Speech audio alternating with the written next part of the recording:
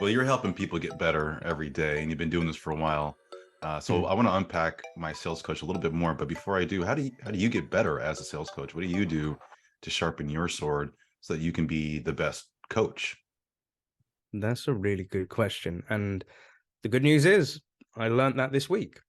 Okay, Um, so I've been working with about 7 to 8 different companies at mysalescoach.com. And the really cool thing is we have coaches in house as well that can provide us some coaching. very good. So I was speaking to my coach or my colleague, John, and was having a one-to-one. He was just like, "So Neil, how are the coaching sessions going?" I'm like, "Yeah, they're great. I'm loving it. I'm getting good feedback." And he said, "Okay, cool. Um, walk me through kind of like how your sessions are going. Like what's the first session like?" And I'm like, "I got this presentation. I'm introducing like who I am, like how the coaching relationship works, and then I kind of focus on them and what their goals are."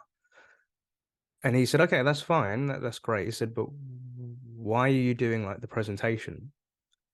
And I said, "Well, I want to make it look official and like we're part of the brand, and I'm part of this. I'm not just some consultant that's just jumping in. I'm part of the crew." There's a method to the madness. Yeah, exactly that. Mm-hmm. And also, being a seller myself, I'm all about selling myself. That's what I have to do. And if you can sell anything, you should be able to sell yourself, right? Yeah, exactly, dude. So, the conversation then went on, and he just said, what are your thoughts about the calls, and is there anything you could do different? And he just kind of said, like, why are you doing the presentation? And, you're getting to the latter end of the call where you're talking about them. He said, could you flip it around? And I was just like, why? And he just said, well, why do you think? He wouldn't give me the answer. He had to make me think about this. He's And I using said, that process of asking yeah, questions. yeah, yeah, Yeah, yeah, yeah. exactly. So he was coaching me, and I knew he was doing it, but I love it when people do that to me, right?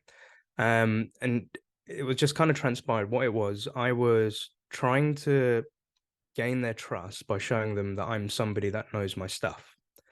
And then secondly, I was trying to tell them about how this relationship is going to work because I'd hoped that they'd want to continue after being with me.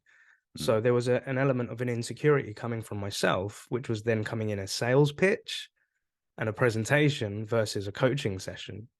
And the other piece was, when we're doing cold calling and all that, he kind of reviewed some things and he said, it looks like you're telling them what to do. And I was like, and he said, why are you doing that? I said, because I'm a sales trainer, that's what I do. And he's like, yeah, I know. But do you think you could do it a different way? And I was just like, maybe ask them to share me their calls and walk me through how they're doing things. And he was like, I think we have a winner now. Maybe that would work. What do So you think? More yeah, questions. exactly. And he said, all right. He said, how would you do this call differently then? I said, well, maybe let's skip the presentation, Hmm. just introduce myself very briefly because I'm who I am, and then ask them to tell me their story. From their story, I would then ask them what are their goals, what are their aspirations, how are they looking to get there, and ultimately, what do they want to get out of these coaching sessions?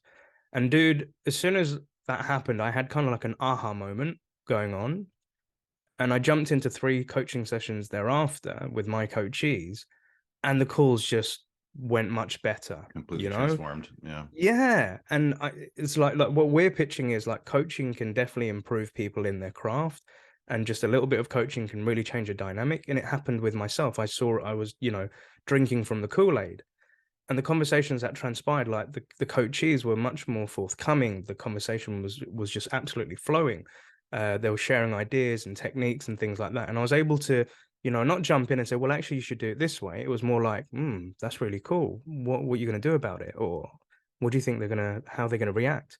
So I think the beauty here is coaching people and learning to be a better coach comes from being coached yourself and being open to it, Right. but also getting to learn from your coachees as to what they're doing in the trenches, Exactly. then, increases my knowledge. And then I can take that and impart it on to the next person that I speak to. Knowledge So transfer. Yep. yeah, 100%. Yeah. So yeah, that's a real life example this week. I love that. I love that. And I ask a lot of leaders that I interview and consultants, how do they get better? What do you do to sharpen? Because this podcast is all about that for me is how do I Mm. get better? How can I create a channel to get feedback and get insights and ask tough questions of movers and shakers and industry experts like yourself Mm. to sharpen my blade, if you will. So I'm stealing all the goodies from you guys.